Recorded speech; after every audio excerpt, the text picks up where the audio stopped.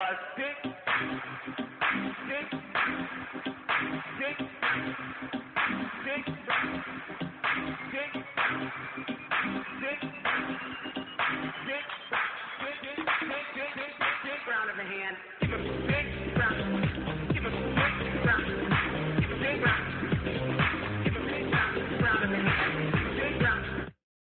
could have homes on separate coasts, go dive in Greece with squids. Could have been so bleeping rich, but instead we had kids. They won't smile for a photo, they won't eat the food we choose. That's why we're heading to the parents' lounge to drown ourselves in booze. Every day we're more exhausted, we haven't slept in years. They hit me in the nuts so bad, my eyes filled up with tears. And yes, we'd like to fake our death and go off of the grids, but the truth is we are softies and we truly love our kids. So join us every Tuesday night to laugh at all our pain. Evening in the parents' lounge is the cure to staying sane.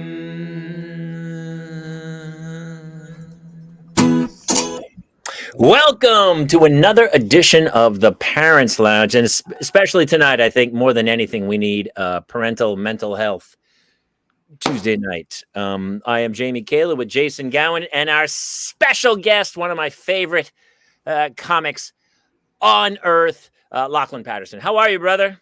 Good, man. Thank you. Thanks for having me on the show, man. Good to see you guys. Wow, you make me laugh so hard. So it's really an honor to have you back. We started a couple minutes late because I was on the side of my house trying to figure out how to get gas back into my house because my kids had apparently built a fort and smashed, which I didn't know at the time for the last 2 hours. There's an earthquake release valve, and they had smashed that and shut the gas off to the house. Lachlan and I were just talking about those because we don't. So I'm in Northeast Pennsylvania. We have no need for an earthquake valve of any kind. Now that I've said that, we'll probably need it this week, but we don't have that. So he was explaining to me how that whole thing works. It goes back to one of those, like when you talk to people without kids and they go, "Hey, what happened to your day?" And you're like, "Well, kids happened." The story's irrelevant. It's just another that was 2 hours of my life, basically. I came home to cook dinner for the kids and the stove wasn't working. And so I'm Googling Samsung stove repair. I'm going to pull it out. I thought, because the oven wasn't working. And then I finally figured out none of it was working. And then I was like, must be gas. And so we were at our wit's end. And then finally I called my friend who's a contractor who helped build additions. And I call him, he's like, "What do you want?" And I told him, and he goes, "Somebody hit the earthquake click off thing." And so I reset it, and I turned on the gas, and it worked fine. And then there was still cold water in the house, and the stove wasn't working again, and it kept happening. You would reset it, and then so I called him. I'm like, "Dude, I'm losing it here." And the kids I'm like, "Get out of here!" I saw the fort she had built, like she was using the earthquake trigger valve as part of the fort. We're like, dude. And so I guess I don't even know what's happening. The reset valve it was apparently sticking because the dude says, my buddy, the contractor, he goes, "You got a brick right near it?" And I go, "Yeah, I mean, there's some bricks here in the yard." He goes, "Take a brick and smash it on the top." And he goes, not like rage, like you're going to tear this thing off the house. Give it a couple bangs. I banged it twice, reset the valve, and it worked. That's how I ended up with twins. Same process. Did you smash it with a brick? Just twice. Yeah. I have a very set skill set there, Jamie. Wow. I have had a day, and still my day doesn't even compare to Jason's day. Lachlan, how is parenthood treating you these days? Oh, better than you guys, man. Better than you guys. You're always so chill. You're so chill. It's the best. How old is your son now? He's 4, and he's not 3 anymore. And I know that because I'll see 3-year-olds and I'll go, "Oh, this kid's nowhere near my kid." 3 and 4, It's funny how like 36 and 37 almost the same, but 3 and 4 totally different. It's remarkable. He's doing It's like math. He's it's got like magic. when you were 18 and you were dating a 15-year-old, it's really creepy. But when you're 30 dating a 27-year-old, not really a problem at all. It's Not creepy. just a weird difference. Yeah. Societal loophole. Yeah, it's a Are sign. is your son just a complete maniac at 4? Like when the switch to 3 to 4 flipped, was 3 worse or was 4 worse? They're both great. My lady's on it though. She's Filipino, so she got that finger snap down. Wait, So what? she'll snap her fingers right in his face and hey, and he's great. He says excuse me before he speaks, and he's pretty good. Obviously, he still doesn't want to put on his own clothes. Do you put your kids' clothes on at 4? I don't think I did. No, they're pretty good about putting their own clothes on pretty well. I mean, once in a while, if it's like a weird button on a pants or something that we have to do it, but most of the time they do it themselves now. Yeah, I find that it's cruel to make children's, like a 3-year-old's shoe with laces, right? Like, why are you doing that? You know that I got to put them on. I discovered that really early. We had our neighbor gave us some, like hand-me-downs, which was fantastic and stuff. But some of the shoes were laces, and I was like, why? It should just be pure Velcro all the way. It says Crystal. Like, yeah, I don't know why. And then what's funny is you go through life, and then you have laces, and then you become an old person, and then you go back to the Skechers Velcro slip-ons. You go back, in huge. You go back with diapers too, right? Mm-hmm. You go back. Yeah, it's all cyclical. Yes. And then you get put back into the urn, and then you get reincarnated as a new baby, and you start the whole process over. It's very, very punishing. It's an arc. My life in its current form is punishing. I don't know what I did in a previous life, but it wasn't okay. Dude, I'll really quickly recount this is like when people go, what happened today? I had kids. So I dropped the 2 kids at sports camp. I went to LA Valley College to try to sign my kid up for swim lessons, which was a whole rigmarole. And then, so I just get home. We get a call from sports camp. My oldest daughter they thought she broke her ankle. So I had to go pick her up, take her to the an urgent care. The urgent care looks at her, says, we don't have an x-ray machine. They send me over to Toluca Lake to go to get a x-ray. I get there. They go, oh, we don't have anyone to work the machine. Here's another place in Encino. I got back in the car, went to Encino, got her x-ray. They said, we'll call you later. I get home. Then my other daughter had a rash around her mouth. I had to take her to the dermatologist, got back from the dermatologist, and then spent 2 hours figuring out how to get gas and hot water back into the house. And now I'm drinking a glass of wine. And that's parenthood in a nutshell. Jason, your day was way worse than mine. Yeah, still brain lesions. And then did you tell Lachlan about this? Or he and I touched base on it. He won't shut up about it. Just dude. I mean, every time I'm like, hey, did you do that? Did you take care of that thing? He goes, dude, I got brain lesions. It's like such a go-to now. Excuse. Yes, 0 times I used it. All right. Well, so and you have numbing and you have numb hands, and then they're like, we'll look at that in September.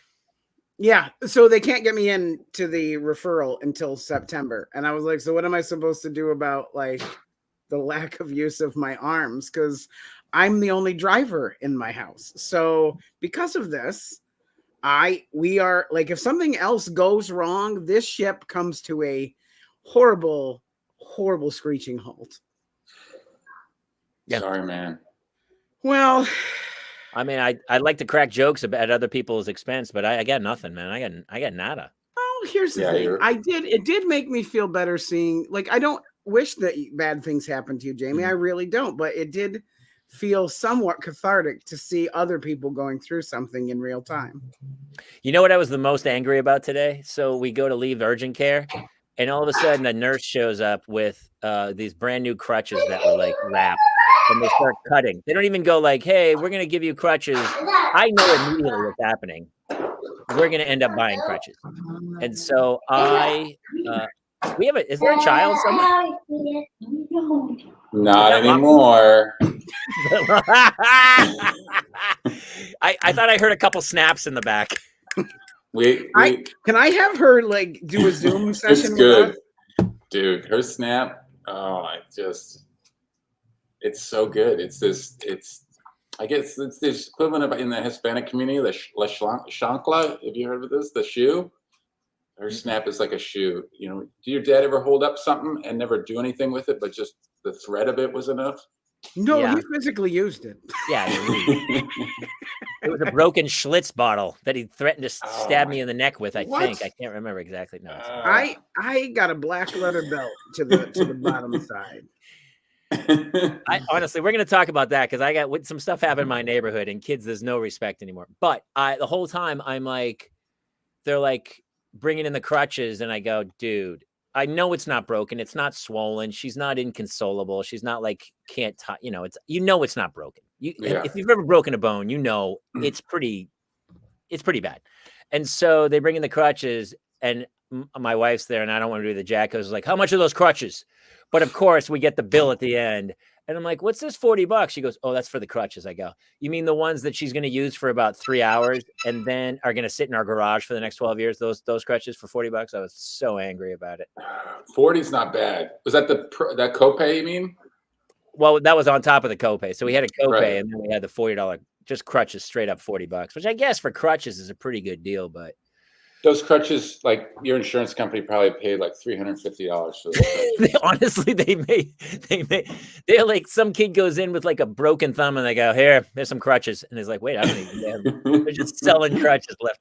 You know what? It was an urgent care, and on the wall you could get injectables. You could get like sculpture in your butt. You could get all the like fillers, and I was like, that feels like non-urgent care to me. But what do I know? But that's where they make their money. I was doing the little stuff. Oh my God, Lachlan, how is parenting going so easily for you? I've seen your act. There's a lot of witty takes on children being children, and I'm confused as to why you're so chill. Are you heavily drugged at this moment? Well, one thing I did, so I had one slip up. We lost our kid at Legoland. And have you lost your kid yet? Or you guys both lost your kid? Oh yeah. Oh yeah. All right. And I never lost at a theme park as well. Yeah. Oh, dude, the hotel, the Legoland hotel. I am sprinting at full speed past people checking in at the front desk. Like in hindsight, how embarrassing. Because the kid was just around the corner. But then I went and bought these things, these air tags, and I put them all over his body. I just taped it onto his forehead. I got a 4-pack and I just put them in everything. Just tagged the hell out of them. That's so smart. The same, dude. They sell little like it looks like a watch, and the air tag slides into it. Yeah. Oh, he'd love that. So you got to hide them in case, though, the pedophile or the kidnapper just, sees it. So I tucked one in his pocket and stuff as well. They need to do like an AirTag suppository where you just, because obviously any smart pedophile is going to cut the clothes off immediately. That's the first thing that goes. And then they get rid of it. So you got to really hide it. You got to chip that kid. The baby's good. You're going to find the baby naked. For sure. Oh, for sure. You're going to find a kid naked. Yeah. I mean, even if they didn't get to touching him. No, we lost ours. We lost one of the twins in an indoor water park. I think we lost about 12 listeners just on that last conversation. I would argue we gained 12 listeners on that last conversation. Yeah. By the way, losing them in Legoland, a little scary. Losing a kid in a water park, that's pretty terrifying. Yeah, it was awful. Absolutely. You both did it? Or no, Jason, you did. I did it. Do you think I'm the kind of person who goes to a water park? Not a chance. You mean, I'm sorry. You mean a pool full of urine park? Not a chance am I going to those places. I haven't gone yet. And so that's tough because they could be. How is that any worse? Because they're almost naked? Is that why it's worse? No, because they can drown. Drowning factor that becomes a thing. He was running full speed trying to get back to the water park because he ran out of the locker room, and I had his brother trying to finagle him. So like I had to hand him off to my wife and try and catch him because we can't lose two children. And we couldn't find it. Like he was on the other side of this dividing wall running in a circle, Three Stooges style. So he was never out in the water, but we couldn't physically see him. It was crazy and awful. Lachlan, what happened in Legoland? How bad did it get? Well, I think the worst part is like, and I think Jason would agree. Your integrity is lost. You surrender all of your morals and your values. You're willing to sacrifice everything, all of your principles, just to get this thing back. So, I was, like I said, I was sprinting through families, just ripping through them, and I'm staying in this hotel too, and. Saying things, getting angry at the waitress, and that people who were watching him with us. So it's embarrassing. I think it's the most important. Is the thing for me. I was very embarrassed. We found him very quickly. We found him in probably 5 minutes, but in that 5 minutes, I made a racket.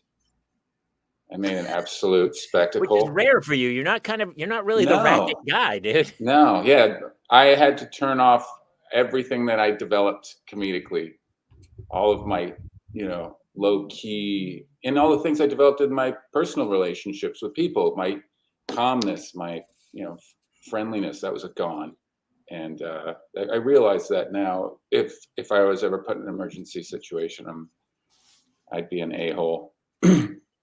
So that's what I found out. It's so funny. You always do have that. I never had that. How do you get that? Were you always that calm as a person, or were you ever like it's not how I operate. Well, you're Irish Catholic, right? Yeah.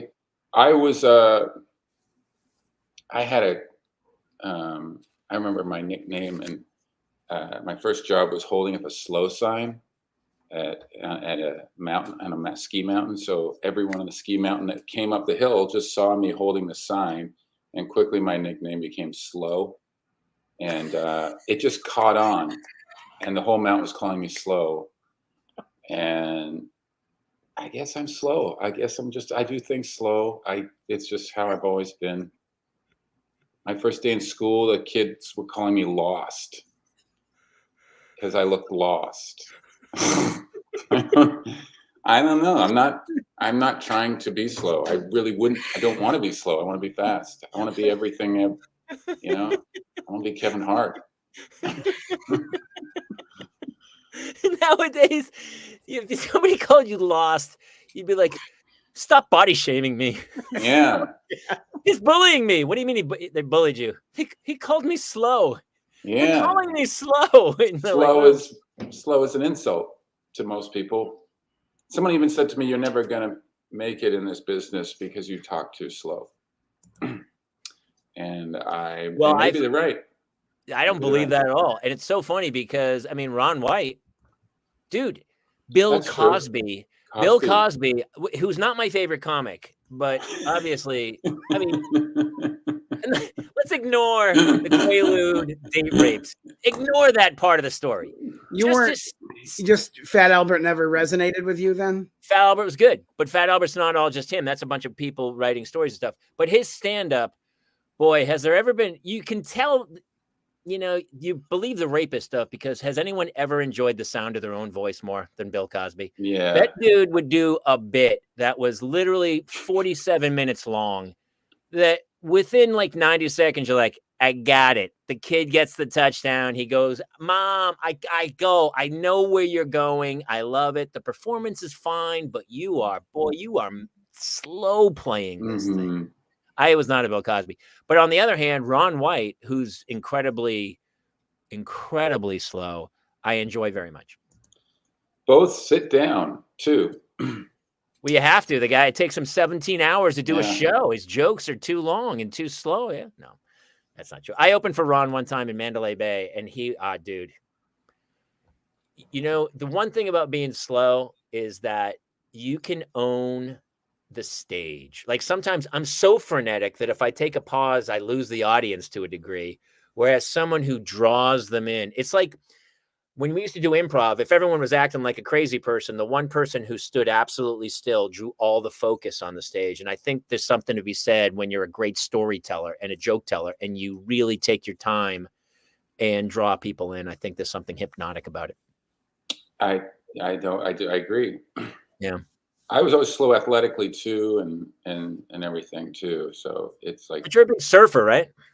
I'm a slow surfer. Yeah. You catch the slow waves. You don't catch those fast waves. Those are too much for you. I bought this stupid camera to see how I surf, and it tracks me with a GPS, and I watch it because I think I do well. Like I'll catch a wave and I'll be like, "Whoa, that wave was huge," and I was going so fast. And then I'll go home and plug into my computer and be like, "Oh my God, I'm a big brute. I'm a big brontosaurus on a surfboard." Anyway. Yeah. I wouldn't say I'm slow, but I do wind easily. You wind easily. I do get winded easily. And it probably has to do with the brain lesions, I would say. Might be. Yeah. Have you? Nothing to do with my complete lack of physical fitness. Yeah, maybe. I don't get winded. Here's my question. When you lost your son or if he got injured, was it on your watch? Like that's always for us, that was always a thing of like, who do you blame? It's bad when the kid gets injured, but if whoever's watch it's on, it's way worse. I've felt blame before, but it wasn't my watch. It wasn't anyone's watch. I think we were both like eating. We were both eating, and he said he wanted to play. And there's Lego in the hotel. They have Lego. They just have a pile of Lego right by where we were eating. And he's like, "I want to go play." And we're like, "All right." We felt safe. We were just finishing our food. And then she went to go check the Lego pile and he wasn't there. And and at that point we started walking around the restaurant, couldn't find him, asking the waiter, asking the chef, asking and then you just go to a dark place. You start thinking. Well, here's my thought too, is that the one thing is, if you're going to steal children, Legoland, although it seems like the stockyard for children, like if you're going and you're like, it's like the CarMax for kids, right? This car's there galore. But it would be pretty tough to get a kid out of Legoland, I would imagine. I'm pretty sure it's pretty well covered video-wise. Yeah, what would you do, Jamie? How would you? If I was going to get a kid, here's how the future is. You lit up. Because here's how it's going to happen. Here's how it's coming.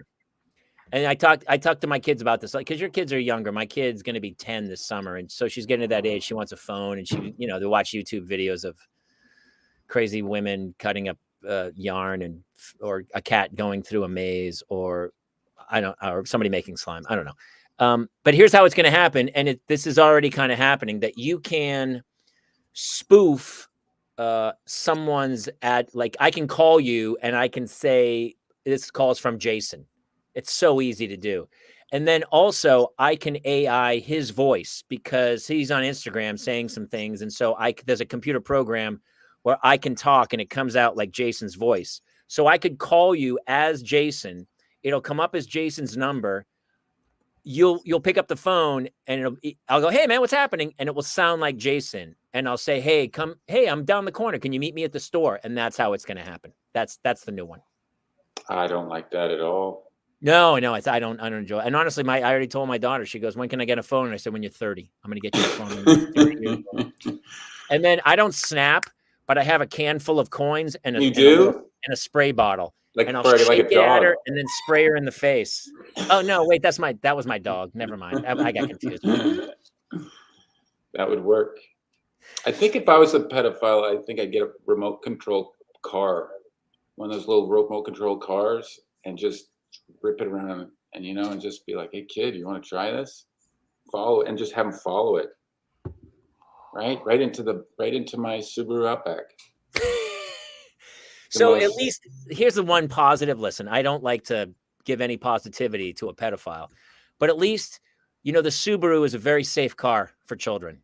And so as long as that kid's strapped into the back seat of a Subaru, obviously some bad things are going to happen, but that kid's probably safe in a car accident. You're safe if you're abducted in a Subaru. You can handle it. It's got dual side airbags. Go I ahead, always have Jason. to worry because I still look like a child. So then I'm always worried I will be abducted. Oh, trust me, in that leather hat, nobody's taking you. No Yeah, chance. I would argue that it might entice even more, Jamie. Actually, you know what? You know what? It does have some beauty to it. I agree. she looks soft. I mean, that's the problem with kidnapping kids in a van. If you take a kid in a van, there's no seat belts in the back. The kid's just bouncing around. Very unsafe. But at least with a Subaru, at least with a Subaru Outback, you know, at least the guy's thinking safely. Yeah, I got Apple CarPlay. I play some some tunes. Slippery Fish or something, depending on the child's age. What age would you like to abduct? Personally, what's your go-to child abduct age? 26 years old, probably. 26. Yeah. Okay. So they can do your taxes? Right. We got to get off the child abduction. We got to get off the child abduction freight train. These are just questions. You know, talking about songs that your kids play, my daughter keeps playing this stupid song called "It's a Cat Flushing a Toilet." It's a cat flushing a toilet. It's a cat. Have you ever heard that? No. Now I have to. It has not hit here yet, but I'm assuming it is coming for us at some point. Do you know how you listen to songs and you go, why didn't I should just start writing horrible, goofy kid songs and put them up? Because when she shows it to me, the thing on YouTube has like 1 billion views, man. These things are like insane what kids will watch. It's nuts. You know what I was while you were trying. Oh, by the way, our next guest is from the FBI. Please welcome. Hi. So what were we talking about? I do love it though when people like, so even here's what happened. So I posted a video of my kids. I asked them to pick up the apricots in the backyard, and my one kid was like, "Absolutely, Dad, I'd love to help." And she starts picking them up. The other one, she's walking around, kind of looking like she's bending over. She never picks up one. Pretending. It's almost more energy. She's acting like she's picking them up. And so I shoot a video and I kind of make fun of her. I go, "This one's going to be very successful, and this one, well, I hope she marries rich," or something stupid.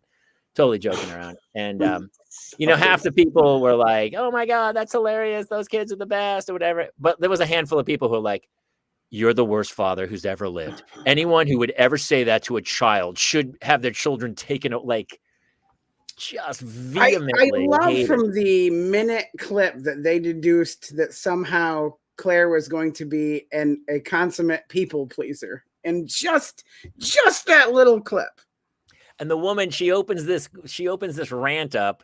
She goes, "My problem was I'm a people pleaser. My father made me this way." And then my comment back was, "As far as people pleasing, I hate to disagree, but you are not pleasing anybody on this chain." Yeah. Something else of you're not pleasing me. You're not pleasing me, people pleaser. You can honestly more of a buzzkill than anything else. But boy, people love to be heard, don't they? They love to be heard. I don't need to be heard. We have so much opportunity to be heard, don't we, nowadays?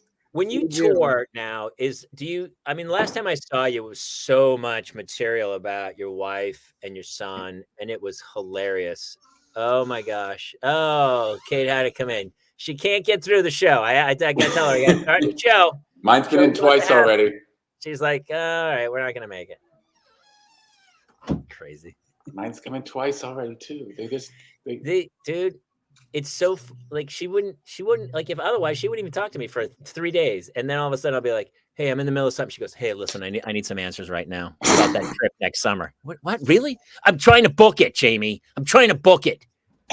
Oh, she's back. Oh, she needs another mug, and she thinks it's funny. She's laughing and laughing and laughing. Love you, Hannah. Get in your bed. You owe me an hour of reading. And then it's my fault. She goes, "Do you want me not to give them water?" Yeah, this is your fault then. It's all, dude. Is anything not your fault, Lachlan? No, it's all my fault. And we took a shuttle, and the shuttle lost her water bottle. So I'm driving to the shuttle headquarters to get her bottle with her. And the door is closed. The company's closed, but it says their hours that they're open. So she's tugging on the door, and it's not opening. And there's a number right on the door. And I said, "Call the door." And she goes around to check another door.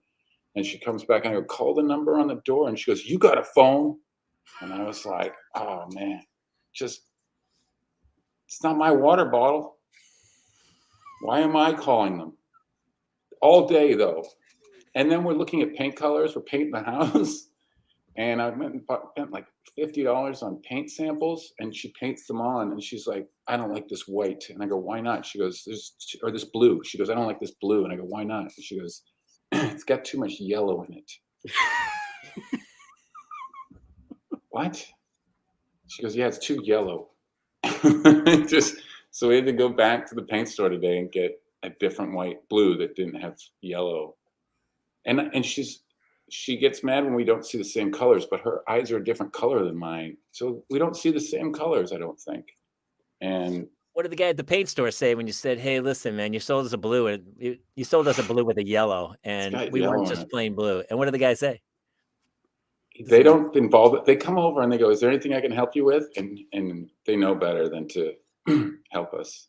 You know, like there's when you go to the paint store, like a Sherwin-Williams, there's the desk, but then there's a little like area with a table and chairs that couples go to that's separate to look at paint colors together, because it's such a stressful thing. And well, we broke up once for 2 months because she laid out 5 different shades of yellow, and she said, pick one, pick 3. And I picked 3, and I wasn't really trying because I don't care. And not caring is, to me, a good thing, because you're going to get the paint colors you want, and I'm not going to fight you. But anyway, the 3 I picked, she removed them, and the final 2, she goes, yeah, but which one of these do you like? You know? And so we split up. Your new nickname is Process of Elimination. Where it's like, yeah. Where it's like, here's 20 things, Lachlan. I need you to pick 19, and I'm gonna keep the 1. I'm not even looking at the colors. I'm just looking at her and trying to figure out which she is most confident, which color she's most confident in. And I'm like, yeah, let's do that, because I want her to believe in it. The worst is she paint the whole house and she goes, I don't like it. Are they all the same? My wife's exactly the same, because she'll be like, apparently mom jeans are back. Did you know that? Yeah, like high-waisted. Yeah, like a high-waisted, acidy wash, not a great fitting jean. Yeah. And my wife she went and bought these new ones, and I mean, she looked like, you know, a mom from 1974 in the Midwest. And my wife's super hot, and they're not the best jeans, but she has great jeans, other jeans, and she tries these on, and she goes, how do you like these? And I go, no, I don't like them at all. And she goes, well, you don't know anything about fashion. I go, then why'd you ask me in the first place? Yeah, she goes, they're totally in. And I go, so if somebody took a hefty trash bag, poked 3 holes in it, put it over their head and wore it, and a Kardashian wore it, I go, would you wear it? She goes, yeah, I probably would. And I go, okay, then I can't help you. I go, please stop asking me. Yeah. Ask me about knives.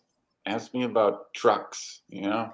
I get a lot of the time it's you never compliment me. I'm trying to be more proactive about just random compliments. I'm trying to get better.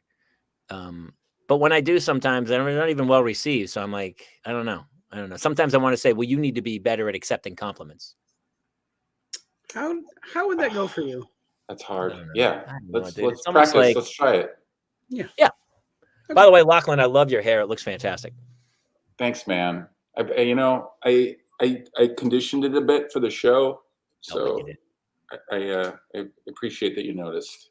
And I might say, you look like you've been working out, Jamie. Have you been working out? You look very in shape around the neck. Thanks. Yeah, thank you. I've been intermittent fasting, and I've just been drinking all wine. I'm on an all wine diet at this point. There's the antioxidants, I feel like, are important. Yeah, it's fruit. It's fruit based, from what I'm told. I don't know. It's a fruit based beverage. What's funny is, actually lately things have been pretty good. I've honestly, until today, I was like, we go through phases. You ever go through phases? Like, we had a phase over Christmas. My wife and I were getting along fantastic. It was just magic. And I was like, I don't know what's happening, but this is, and I kept like being proactive about complimenting about, hey, this is great.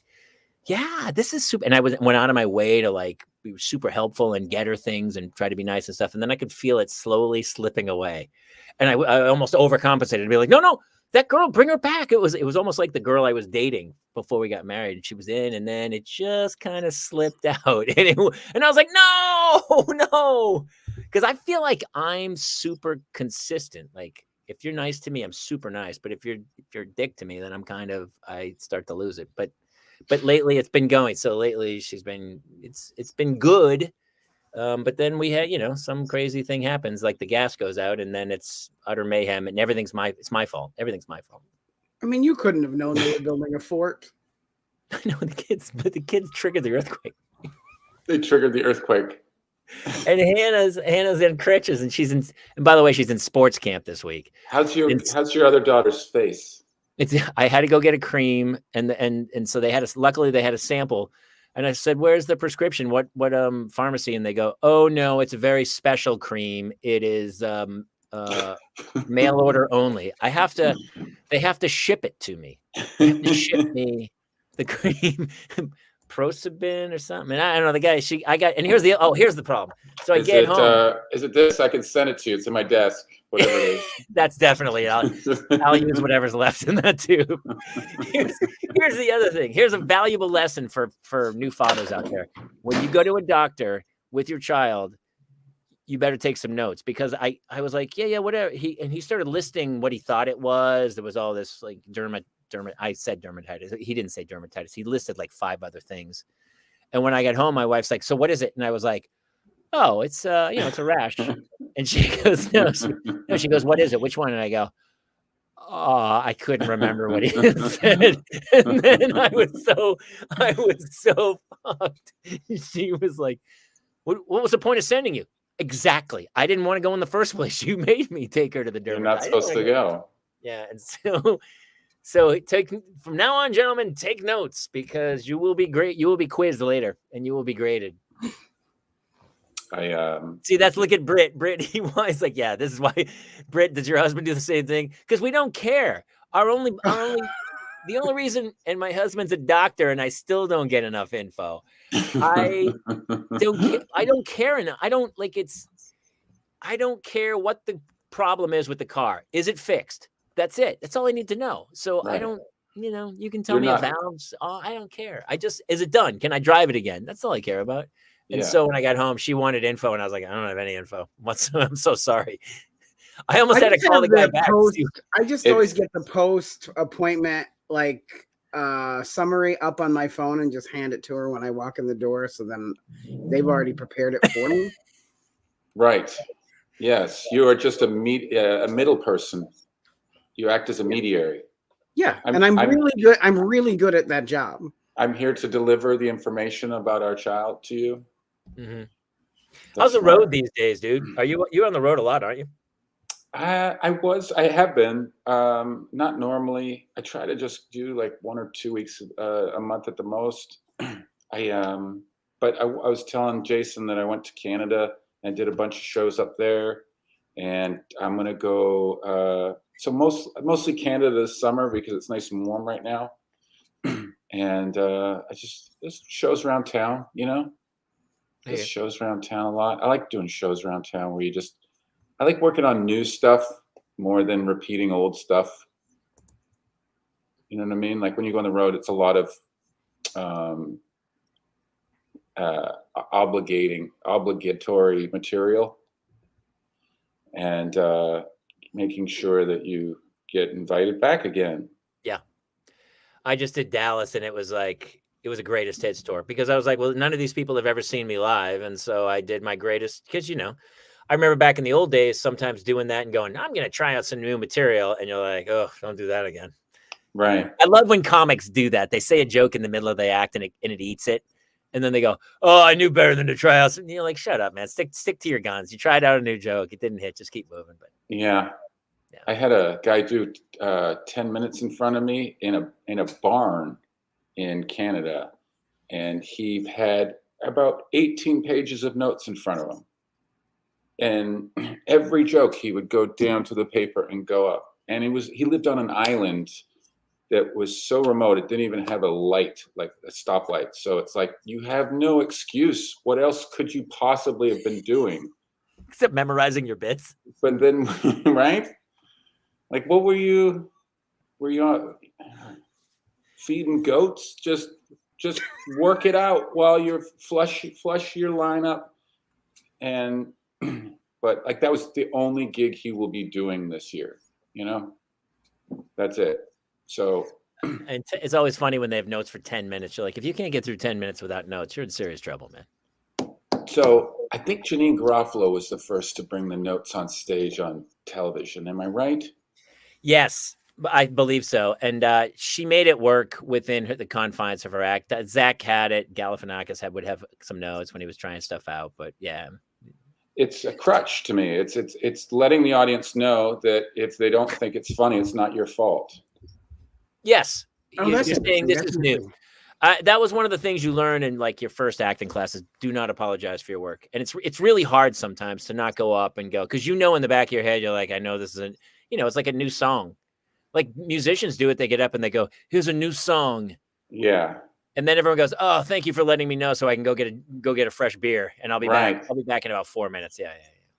Yeah. What are some of the new ones? You got some new ones you want to try out? That's the beauty of the show, dude. I just write some bullet points and I kind of riff on things I think are going to be funny. And then I can feel if they're clicking, and then I'll kind of write them down after. Let's try it. So I took my kid for ice cream and it said handmade ice cream. Like, we're really not going to give the cows any credit anymore. We're just taking full credit. Handmade. And also, does anyone really notice, like, when you're eating ice cream, are you like, is this handmade? Or is this, I think this was a blender. Like, how do you even when you hand make it, you're not hand making it, are you? Like, that would be gross if I'm like, ugh, I think I taste hand. Anyway, just think. When I was a kid, there was a rock salt thing, and there was a grinder, and you had to turn it. Right. Yes, I remember this too. Yeah, that was like awesome. In the 1850s when I was a little boy and I was working out by the barn and stuff, and we would hand churn our butter. So is the idea to let you know that they've worked harder? So have our ice cream. We worked harder and we used archaic methods to make it. It could be that, or it could be like, it's really trendy to tell everything's artisanal now. So it could be that you just want to seem like you're very artisanal with your ice cream making. I'll still see guys in LA with stick shifts, and I'll go, I don't know if you know this. I don't know if you've heard the news. Pretty big news in the car industry. They make cars that shift for you. You just put it in D, and then it goes through the gears all by itself. It's pretty crazy invention. And then, some jackass car dude's like, but you can't feel the road that way, man. It's all about changing gears. And I'm like, yeah, tell me that on the 405 when your foot's on the clutch for about an hour and a half going down to Santa Monica. Yeah. Pretty soon we're going to be yelling at people. Look at this guy. He's using his steering wheel. Yeah, hey, totally. They got a thing now called not driving. Maybe you've heard of it. How about parking? Like, you don't even have to, like, the thing will parallel park for you. I was trying to explain, because I learned to drive on a stick shift, and then my daughter finally in the front seat, like she's 9, and so I've let her drive in the front seat, and because she's tall enough. You've let her drive? I was explaining to her the old days. Like, I had to step on the clutch, and her brain was like, what? It was like I was saying I used to ride in a horse and buggy back in the day. I was like, yeah, you had gears and you had a shift. And her brain was like, I don't know what, you're just go. And it was really funny to try to explain to her how stick shifts used to work on a car. It's crazy. They still work that way. I think it's funny when people talk about the fully automatic driving, autonomous driving, or self-driving. Mm-hmm. And I tried it. I got a Tesla, and I noticed that the technology still isn't quite there yet, like self-driving, because I was using it and I was in self-driving mode in a Tesla, and this car cut me off in traffic, and the thing didn't even flick its lights or honk at the guy or follow him off of the off-ramp 2 inches from his bumper all the way home. I think we still have a long way to go before the technology catches up. They'll put that in the program at some point. It better. It just Yes. I mean, it'll get to a point where you also be able to download your favorite celebrity voice to also have it hurl the insults as they're driving too. Yeah, I'd yeah, love yeah. to get Liam Neeson. You know what I have noticed? We were talking about how kids just there's no concern. So we had Sunday night. I was awakened at 3:30 in the morning. A helicopter, very low over my house, over a loudspeaker, yelling, "Get out of the car! You get out of the car!" My wife, we're freaking out. I'm going around the house. I'm like, "What is happening?" No idea. For like an hour, the dude is yelling, "Get out of the car! You move it!" And so we finally find out there is a crazy house party 1 block from my house. Here's what's happened. Here's what they do. So they built this monstrosity. They couldn't sell it. So they rent it. The realtor rented it out to these dudes who threw like a 500-person party. And the cops showed up at 2:00 in the morning and said, "Everybody out of here." When I was a kid, if the cops were even somewhere close to the house, everyone went, "Cops!" And we all ran for the woods. Like we ran away. Yeah. Apparently, the kids were like, "No, we're not going." Oh, a They party told the standoff? cop. They told the cop. There's no respect, I don't think, for police because they're probably videotaping and they're waiting for the cop to say something or like tase somebody or, God forbid, pull a gun and shoot somebody. There's such a standoff with the police that these kids were like, "We're not going." So they had to apparently they got 20 cop cars there and they got all the cops and they formed a barrier, finally got the kids out of the house and then tried to disperse them. And the helicopter was yelling. Dude, I live in suburbia. Like I'm in LA. You live next to the Brady Bunch house. I live literally walking distance to the Was Brady that Bunch. the house? Was that the house they had? No, it was the other way. It was a block the other way. It was up by the park. And I was shaking Monday morning. Like I was up from 3:00 until I didn't go back to sleep because we couldn't figure it out until finally one of the neighbors was on like next door and said, "Yeah, there's a huge party. No one can get." And part of me was pissed. I was like, I would have gone to the party, but I didn't know any better. So the whole thing was a disaster. But you walking into a kid's party would have gotten everyone to go, "Cops, let's go." They're hey inside. Guys, where's the beer ball? Where's the keg? And they'd be like, this party's lame. That's how you break up the party. I show up in like an Argyle sweater and be like, "Hey guys, this is a lot of fun. Who wants to play ping pong?" And they go, "We're out." With the very shirt you're wearing now. For sure. With my "World's Okay" is dead. "Hey everybody, how you doing out there?" For sure. So apparently, like, there's a million stories going around. All the neighbors are up in arms, and there's like, older people who've lived here for like 40 years in their homes, and there were apparently guns at the party, but the police don't want to engage the same way they don't want to get out of a car and go to another. Like, I don't blame them to some degree because, something goes south, somebody's filming it, they crop it, and all of a sudden you're fired. Yeah, it takes even just a minute edit on one of those videos, and it looks like the whole thing was a whole different. Or it gets pulled out of context, and you're like, there's no respect for elders or no respect. And I think it's because we have given into our kids so much, like even like, saying things. "Oh, you're shaming that child." You know what? Kids should be afraid. They should be a little bit afraid of life and afraid of the world out there because there's such a snowplow mentality to clear any path for them that they have no problems in the world. We were next door and our kids they were in a pool and they were just yelling from the jacuzzi, "Hey, can somebody get us some water?" I was like, "Dude, get out of the pool and go." I'm not delivering. I'm not your butler. I'm not bringing you water in the jacuzzi. Right. I don't think I was in a jacuzzi before I was like 25 years old. These kids like live in an in-ground heated pool. It's crazy. Yeah. I remember there were rooms in the house I wasn't allowed in. Is that right? Yeah. We had a great house when I was a kid, but we lost it. But we had a house that had like 12 rooms in it. Did you take it to Legoland? You apparently lose a lot of things at Legoland. But you took the house and lost it at Legoland? My parents lost me 8 times in that house. I freaked out. Lachlan, where did you grow up? My mom would just be crying and she'd find me in one of the rooms. I grew up in Vancouver. If you know Vancouver, I lived in Shaughnessy, which is like the fanciest part of Vancouver. My grandmother, we lived in my grandmother's house. And like the thing, I Googled it the other day, and the house is selling for almost $8 million. Like that's how What's the big the square house footage? Is was. it just monstrous? How huge is it? It's like it's not. It's like 6,500 square feet. I think. I think that's right. I can't remember, something like that. And um, I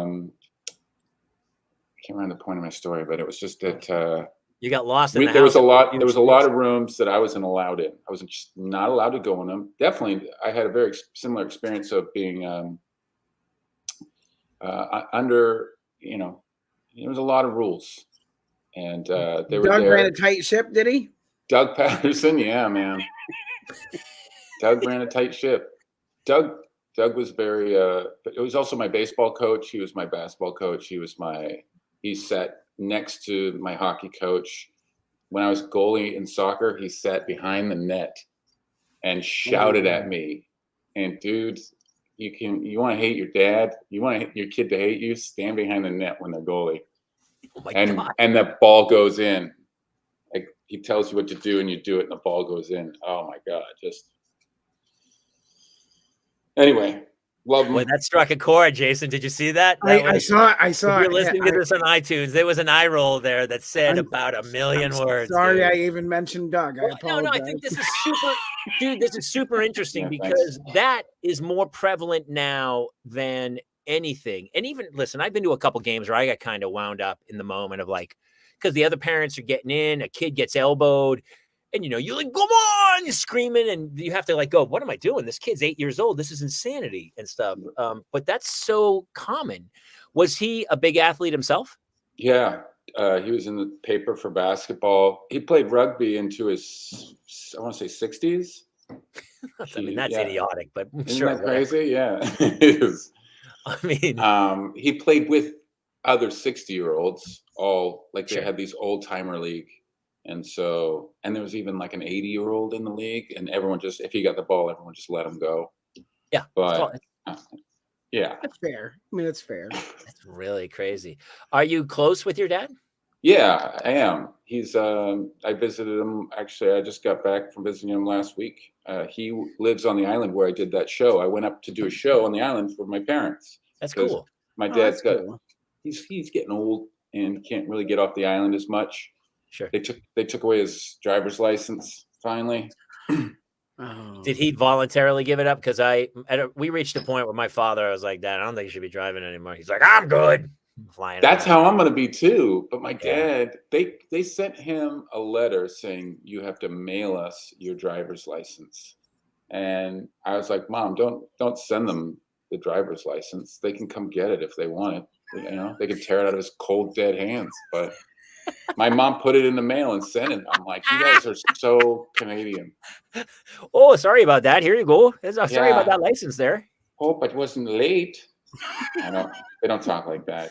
Did she write like a little personal thank you note? Thank you so much for your kind correspondence. Here's the driver's license. She probably is happy. She does all the driving now. Did it ever come to a hilt between you and he where you're like, Dad, seriously, I love you, but you gotta stop it. I mean, were you a big athlete? Were you really, really good? Or was he beating you into submission? Me? Yeah. I was average. I was average at everything. I was a sixth man on basketball. Had some moments, had some shining moments. Sure. I was okay at hockey. I was okay. I think, yeah, I just think I am athletically, I am exactly what you see when you see stand up. You could imagine how I play everything. I see you as a surfer. I see you. Yeah. Which, by the way, surfing is an incredible sport. Yeah. I love it. I see you as a surfer. Did you and he ever? I couldn't play any of those sports today, even if I wanted to. And all my friends who I played basketball with don't play anymore because it's too hard to play at 50, 48 or whatever. So it's the only sport other than golf that I think I could do as intensely as I do. I stopped soccer at like, I don't know, I was late 40s because I would still go out and I could still play. Like I coached my kids and I would kick around with the kids and stuff. But, some dudes who are like 50 years old still play like they're like there's a scout and there's a chance they might go pro. Let's really commit. And you're like, dude, we all want to make it to work tomorrow. Can you not Yeah. chop me down from behind? And people were getting injured. And you're like, I was trying to act and I was like, I can't be on crutches for 6 months, man. So I was kind of done with soccer for that. But yeah, so now it's like yoga and golf. Golf's my jam, dude. I love it. And even then I still like, I hurt my back a little bit. It sucks when you get older, but does your dad, how does he feel about you being a comic? He must be super proud. He is. It was a long journey for him. So he saw me on the Tonight Show, and I think that he was very proud. Everything before that was on a show that they didn't have in Canada. So I'd be like, Dad, I'm on Comedy Central, and he'd be like, you need to come back and get a job. Every conversation was, you need to come back and get a job. And so after the Tonight Show, he backed off. Now today, I talked to him, and he goes, hey, look, he watches my stuff online now. My mom says he watches it all the time. He's like, look, you did something. I can't tell when it was, but you were with this guy. And then he goes, do you know who that was? And I go, and I try. I'm like, yeah, I think I just did something with somebody. Was he tall? I'll try. But my mom will immediately be like, don't worry about it. Forget it. Like she cuts us off. She cuts off circulation between my dad and me because he blew it for so many years. He was telling me to get a job, and she was hugging me and telling me it's going to be okay. And I think it frustrated her that my dad wasn't so quick to jump on board the comedy train. Dude, I left the Navy. I was a Navy lieutenant and I gave it up. I resigned my commission, which is kind of you had to write a letter like a year before you got out and say, I'm resigning my commission as an officer in the United States Navy because of this. My father flew in World War II. My brother's an admiral, retired admiral. And I got out to become an actor. Yeah, I talk about this in my act and stuff. But this is true that when I got out, my father was so pissed. He was so pissed that he really did this. He cut out the Navy times pay scale 1 year after I got out. And he highlighted what I would have been making had I stayed in the Navy. And he wrote in the margin, pretty good, huh? That was it. That was all that was in the envelope. Oh, we have the same dad. That's all I got. There was an empty envelope, except there was this newspaper clipping that what I would have been making had I stayed in the Navy. And then my mother was the opposite because I got a letter from her and there was a newspaper clipping in there from the South Florida newspaper. And the headline was Sylvester Stallone to start studio in Southern Florida. And in the margin, my mother had wrote, might want to get in on the ground floor. I was like, that was so gold, so gold. So it was really, I was kind of the same for years. My dad was like, oh yeah, back bedroom's open. Come on home. I was like, I would kill myself. I would never move back into that house. I would live under a bridge. But when I did Will and Grace and I flew my mom out and she sat on the stage while we shot it. And then I hosted the red carpet at the SAG Awards for TBS when I was doing My Boys. And I flew my mom out and I bought her a dress and she stood on the red carpet and she was like her head was going to explode. And it's amazing. But for years, my father was like, how long are you going to give this? How long? Yeah, me too. Yeah. My dad actually wrote mine still says it to me. Like even just today, right before the show started, actually. I don't know if I do that to my kids. I'd always say, hey, listen, you're welcome. You're more than welcome to come here. However, I can support you and help you achieve your goal, I think. But I'm not there yet, so I don't really know how I'll respond. I hope I respond in the affirmative, but I don't know. Well, we came from a different world, all of us. Remember, our parents grew up in the Depression. So saving money, getting security were key points. And so they don't get this, free of any responsibility attitudes that we have. So I also give my dad a break because he never got an opportunity to chase his dreams. He chose the first opportunity he could get. He grabbed it and he was loyal to it for the rest of his life. Where do you think you got that? Because you and I, we're all kind of the same. We grew up in these small towns, and yet I couldn't I couldn't wait to get out and do something else. I don't know why. I don't know why I felt that way. Other people were already like planning their lives in that general direction. I was like, I don't know what I'm going to do, but I'm not, I'm going, I'm leaving here and I'm going to It's the beach. I it's don't know because why. we're special, Jamie. Or we're just idiots. I don't know why. We're Were you special. always like that in high school? Were you the kid? Did everyone always go, we knew you were going to leave and do this? Or were you just that funny and people said you have to follow this dream? Or Uh, I think I was searching. I was just searching, probably more than a lot of people early on, for something that I was going to fall in love with. And stand-up comedy was interesting to me. I loved watching it. I got to see Robin Williams live when I was 19. He was filming Jumanji in Vancouver, and I loved stand-up comedy. And I went to a stand-up comedy club, and I sat front row. And Robin Williams just showed up after on stage unannounced, and just did like an hour and a half. And I got to see that probably 3 times. I got to see him live, and how he crushed too at just such an early age, to see a room just him annihilate. He was doing animation so intensely that he cut himself, and he was bleeding down. He was so hairy, though, you could barely see. You only saw it if you were in the front row, and he was bleeding.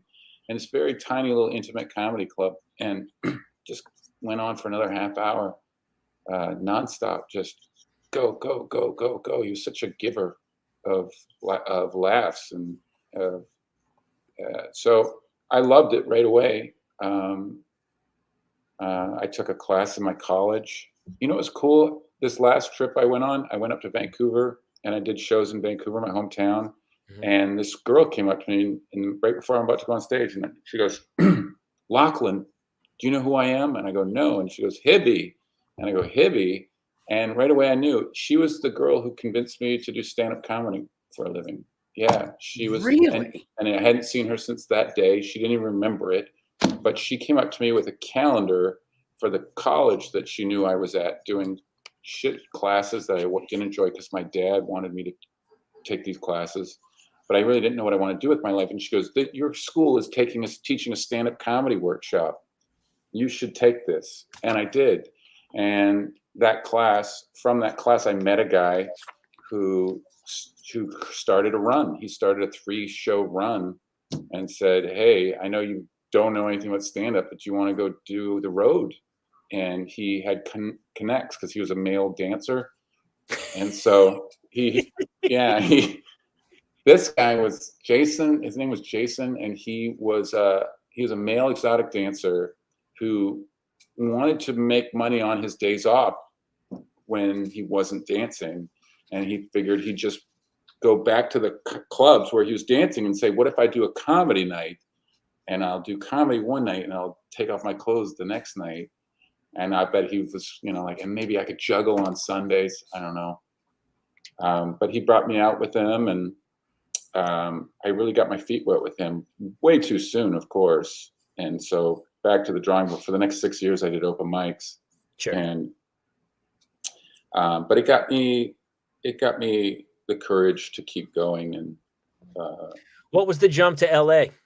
When was there something specific that got you to LA? Because I remember you were like a Venice, stalwart. We always ran into each other at shows, like, and it was the same. Like, I used to be on stage 6 nights a week. It was so great. That were all the rooms, and we'd see the same people and everyone. Yeah. It was such camaraderie, and people going, "Hey, that joke, love that joke. Maybe tie it to this." People would give you punchlines. It felt That was the very. best. It felt like a team. It was pretty great.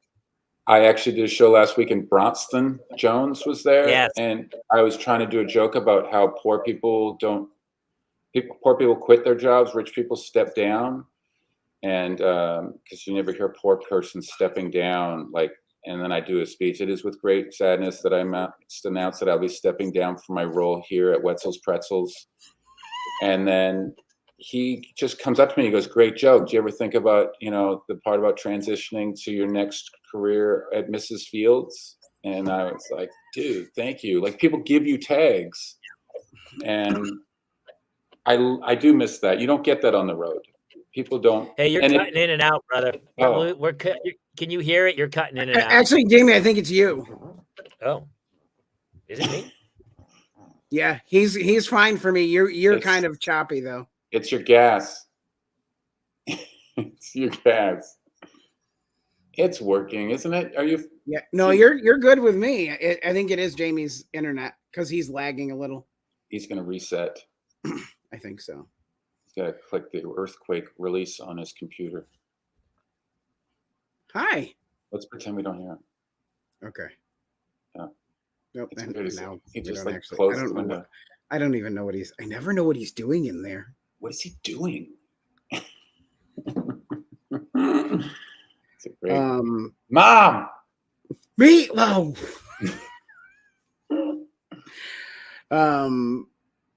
So what does your partner, she stays with with your son while you go on the road? How does that work for you guys? If it's a shit show, I just go. If it's like, Waterford, Michigan, no disrespect, I'm gonna just go by myself. But if it, Vancouver, I brought them up. My family lives up there too, so she'll just kind of hang out in the hotel while I go do my show, and I'll come back, and they're usually passed out. But so it's kind of both. I usually lay it out. I go, here's where I'm going. Here's what we could do. And I present it to her like a couple months in advance. Some of them are great.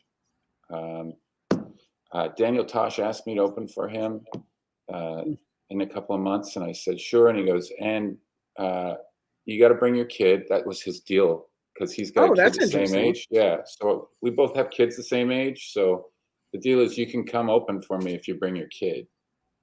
And then he threw in, and your lady can come on the last 2 days, and we'll fly her out on private jet. And it's this beautiful property on the East Coast in Florida.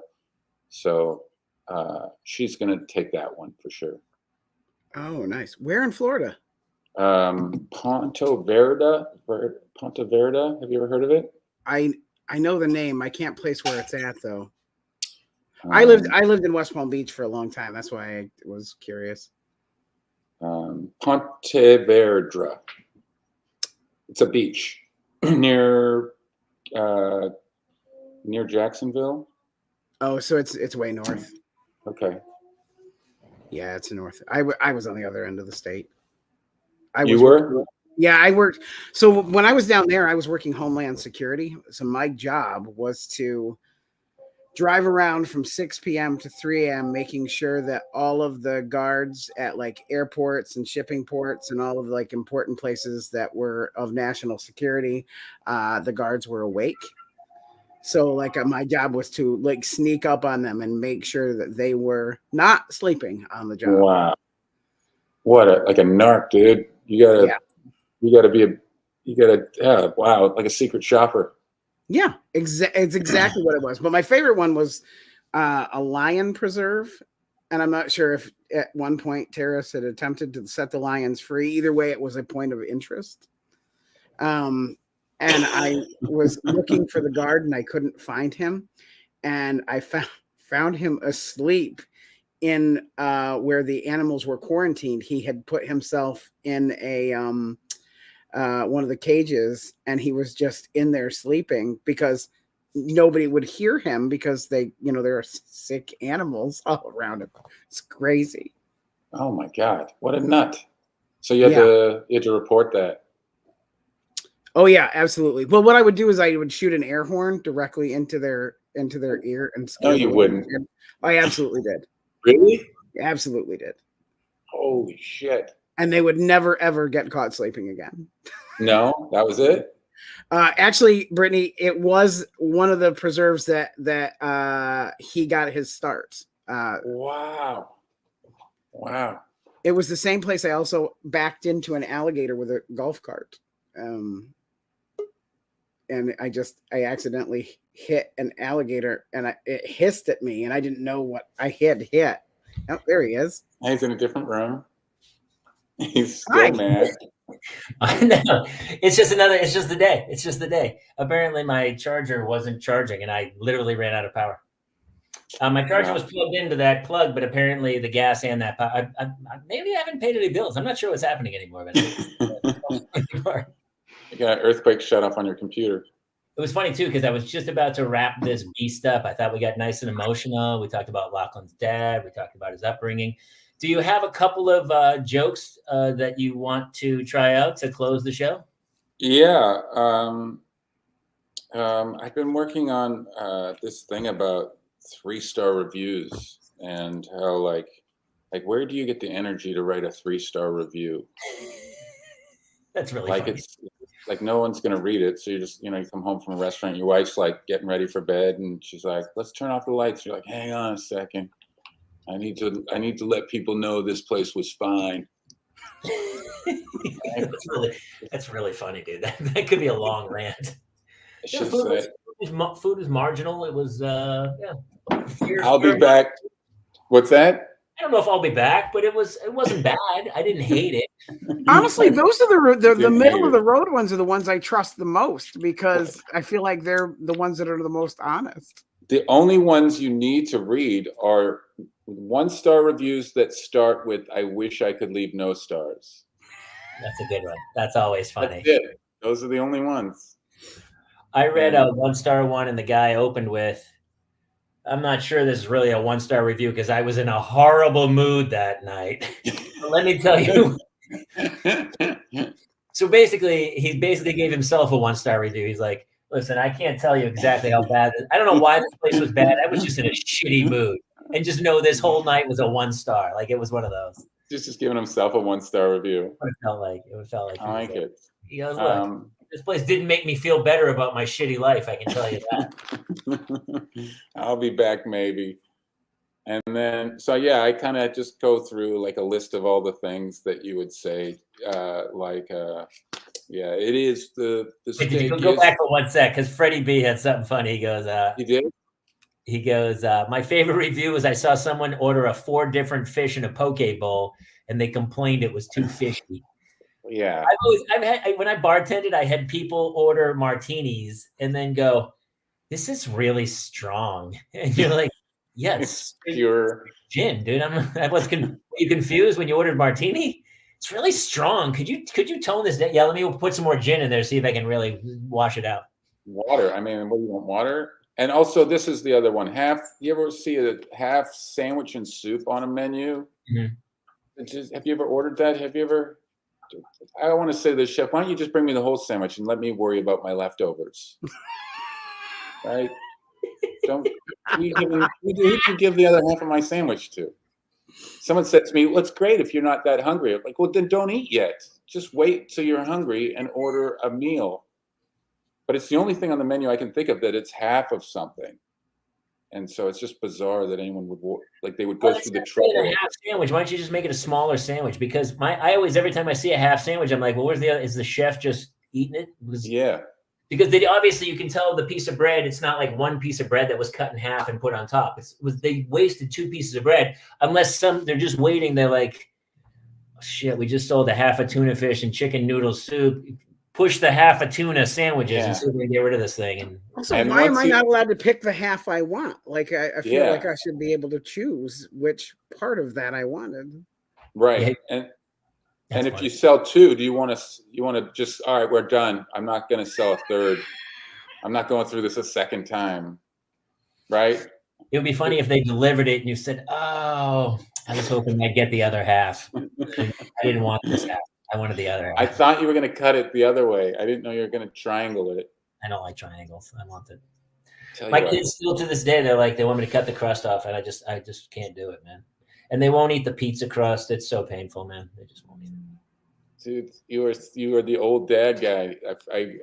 I feel the same way. I never got my crusts cut off, but I sat across from kids who did, and those kids, those kids. Where are those kids now? Like what's the ratio of success with the kids who had no crust as to?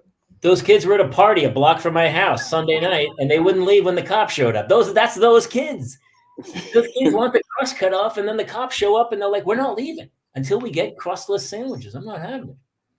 If I know someone's got, they're wearing Fitbits. I know that they're all wearing Fitbits. Yeah, definitely wearing. They're all counting their steps. Pussies.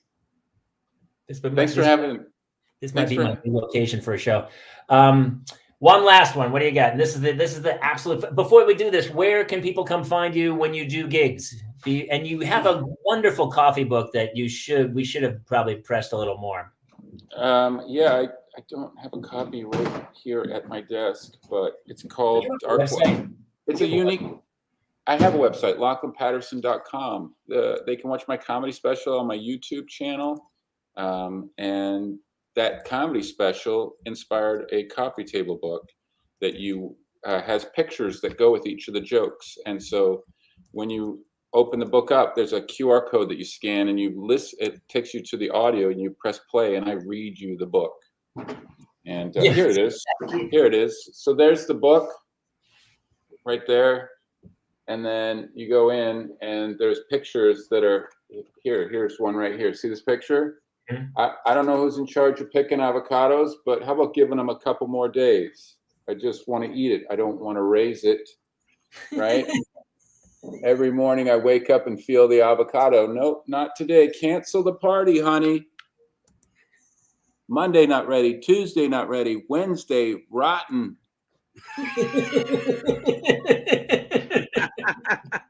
So, dude, all right, listen, you're going to have to come back another night. I'd love to. And read the book. You should read the whole book. And bring your rat. Is the rabbit still with us? That one's not, but I got 2 new ones. So, and they were right next to me. I just got them out of here because they're a bit of a distraction. All right, listen, everybody, go for the love of God, see Lachlan live. Definitely go watch his special on YouTube. We've done so many shows together, dude. You're one of my faves. It's so Sammy. Thanks, Jason. Thanks, you guys. I think we kept you 20 minutes longer than we told you we would, so I feel bad. And he's dead. Hey, everybody out there, thank you so much for tuning in. Jason, what's the plugs that we need to tell everyone about? You can find us live every Tuesday night, 10 p.m. Eastern, 7 p.m. Pacific on Facebook.com/The Parents Lounge, YouTube.com/The Parents Lounge, Twitter, Twitch, and a new episode is dropped of the podcast on Mondays and Thursdays on iTunes, Spotify, Amazon, or wherever else you get your podcasts. That's it, baby. Thank you guys for tuning in. See us next week here in the Parents Lounge. Good night, everybody.